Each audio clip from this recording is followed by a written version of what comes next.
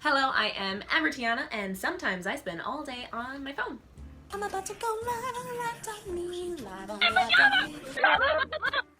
But some days I spend all day working on my projects. I get to do a lot of things that are really cool. I got to film in China, that was really cool. I got to interview war vets, that was really cool. I had my first premiere at 17. That was pretty damn cool.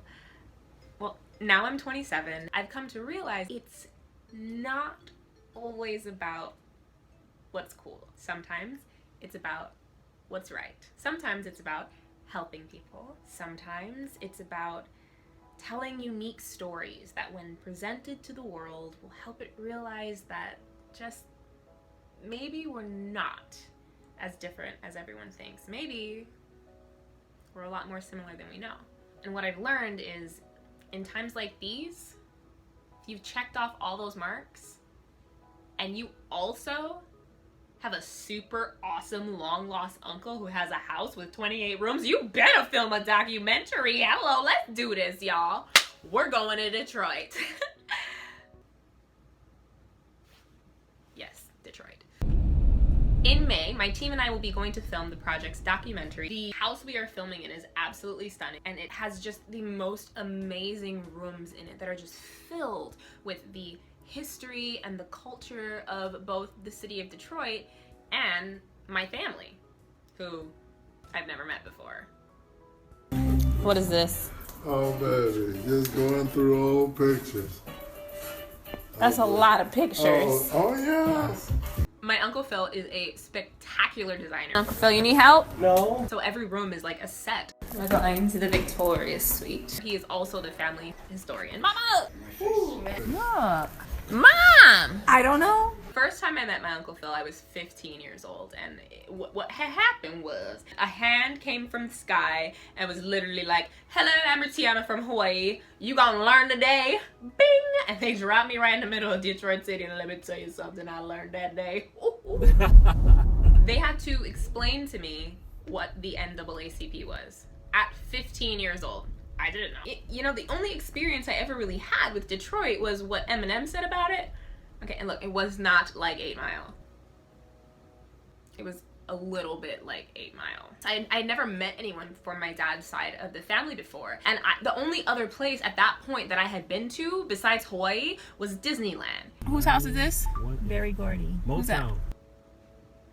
That is not a real sense of the world. I remember going to Uncle Phil's house for the first time, and I looked and there was a wall full of photographs, and I remember looking at the wall and I saw my picture. I found my picture, but it was amongst a sea of faces that I didn't recognize. He knew everyone by name, who they were, where they came from, who their parents were, where they grew up, you know, how they were related to me. And I was just like, I kind of already forgot. It seemed like he knew everything, to be honest. He just had such a vast knowledge about the history of the family and the history of the city. And I loved listening to his stories. Once it was over, I left. I went back to Hawaii and I didn't see Uncle Phil or anyone else in the family again for 10 years. Packing is my least favorite part. Leaving is second, but packing is first. And within the 10 years, I did talk to Uncle Phil, mostly probing from my father. He's like, make sure you call your Uncle Phil. I'm like, okay. My Uncle Phil shares with me his dream of documenting all the knowledge he has, all the stories that he has, putting it down somewhere so that it would last forever. So fast forward to now, a decade later, talking to people has become my livelihood. It is what I do every day. I have immersed myself in creative media and the entertainment industry, and I've built a platform that has allowed me to use my voice and tell stories full-time to people all over the world. I've been to many different places in the world. I've met a lot of fantastic people, and I've told a lot of meaningful stories, but none quite like this. In fact, nothing even slightly remotely like this. The stories that you're going to hear in this documentary are the stories that you haven't heard before. And they are the stories that you need to hear the most, especially now. Putting together this documentary will give me the opportunity to tell a story that I've wanted to tell for 10 years. It's gonna give my Uncle Phil an opportunity to tell a story that he's wanted to tell his entire life. That matters.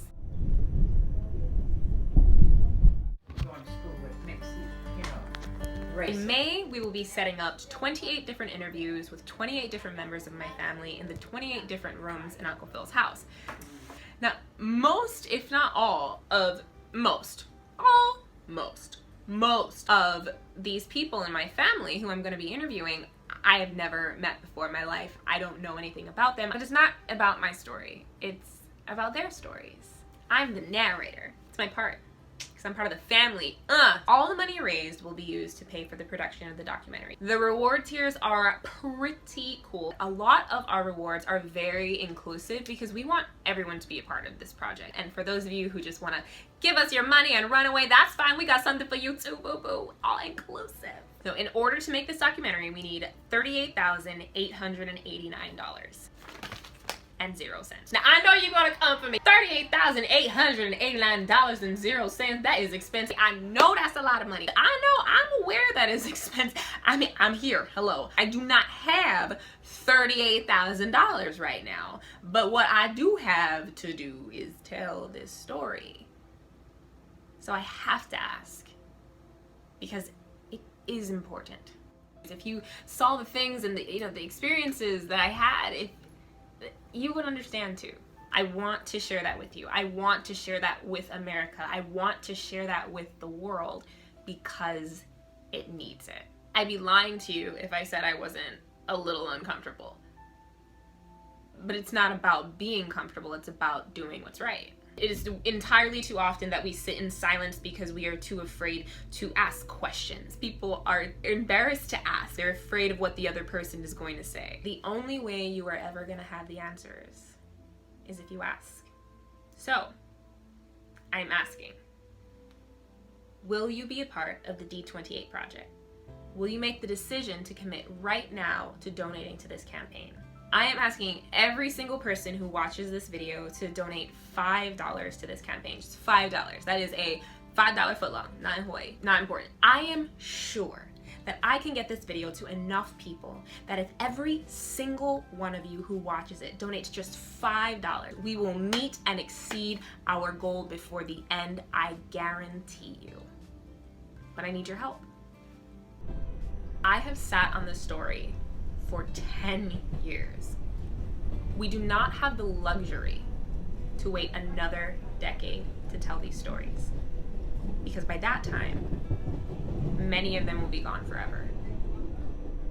This documentary is going to be more than just a story of my family for my family. This is going to be a journey for me and hopefully for you too in understanding and experiencing a different part of life that I really don't understand, but I'm going to learn about, and that's very exciting. It will be a reminder that even though we live in the same country, we may live very different lives, but more importantly, there are things that we all share. And these things will help us realize that maybe we're not so different after all. Please donate to this campaign. Do the right thing. I'm watching you. I'm watching. Okay, I'm done. I have to be done. Thank you for taking the time to watch this video. Thank you for taking the time to be a part of this project. And remember, if everyone did just a little bit of good every day, then every day would be a